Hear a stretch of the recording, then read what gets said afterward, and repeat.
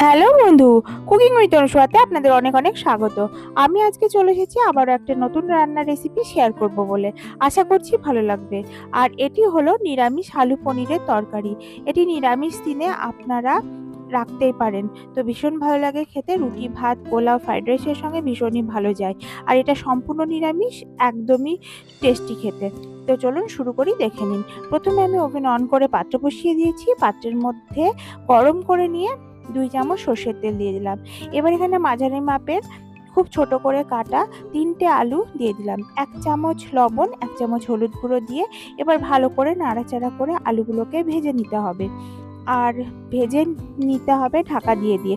ঢাকা দিয়ে আলু ভাজিয়ে নিলে ভীষণই তাড়াতাড়ি ভাজা হয়ে যায় আর আলুটা ভালো মতো রান্না হয়ে যায়। তো এখন ঢাকা দিয়ে দিলাম। ঢাকা দিয়ে এবার ঢাকনা খুলে আবার নাড়াচাড়া করে দেব।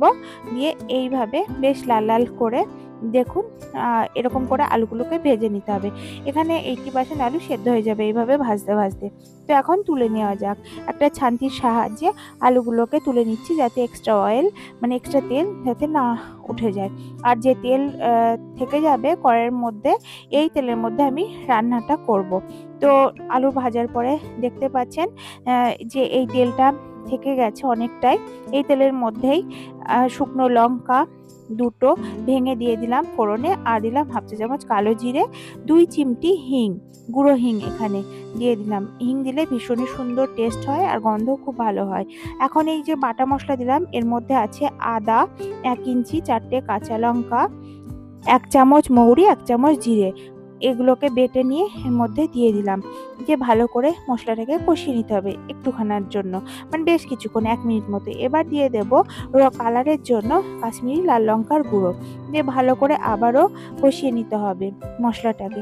মশলা কষানোর উপরে নির্ভর করে তরকারির স্বাদ। তো এখন 2 চামচ লবণ, 1 চামচ হলুদ গুঁড়ো দিয়ে দিলাম। আপনারা আপনাদের স্বাদ অনুযায়ী লবণ ব্যবহার করবেন। তো এখন দেবার পরে ভালো করে দেখুন তেল ছাড়া হয়ে গেছে সুন্দর মতো। এখানে মশলা কষানো হয়ে গেছে। তো দেখে বুঝতে পারছেন কতটা সুন্দর মশলাটা কষানো হয়েছে। তো এখন স্বাদের জন্য দিয়ে দিচ্ছি হচ্ছে 1 চামচ চিনি, মানে এখানে 1 চা চামচ চিনি দিলাম। এই সময় মশলার সঙ্গে চিনি দিলে গ্রেভির কালার ভালো হয়, সেই সঙ্গে গ্রেভির টেস্টও খুব ভালো আসে। তো এখন ভেজে রাখা আলুগুলো মশলার মধ্যে দিয়ে দিলাম। দিয়ে এবার ভালো করে বেশ কিছুক্ষণ কষিয়ে নিতে হবে। আর আমি রান্নাটা সম্পূর্ণ এখন হাই ফ্লেমে করছি। তো এখন মশলার সঙ্গে সুন্দরভাবে কষানো হয়ে গেছে, দেখতেই পাচ্ছেন কতটা সুন্দর হয়েছে। এরকমটা হবে দেখতে, তেল ছাড়া ছাড়া বেশ সুন্দর। তো এই অবস্থাতে আমি 1 চামচ টক দই দিয়ে দিলাম। এবার ফ্লেমটাকে একদমই লো করে দেব। দিয়ে এবার নাড়াচাড়া করে কষিয়ে নেব দইটাকে মশলার সঙ্গে, আলুর সঙ্গে। তো দেখতেই পাচ্ছেন এরকমটা দেখতে হবে। তো লো ফ্লেম করে দেবেন, তাহলে দেখবেন দইটা ফাটবে না।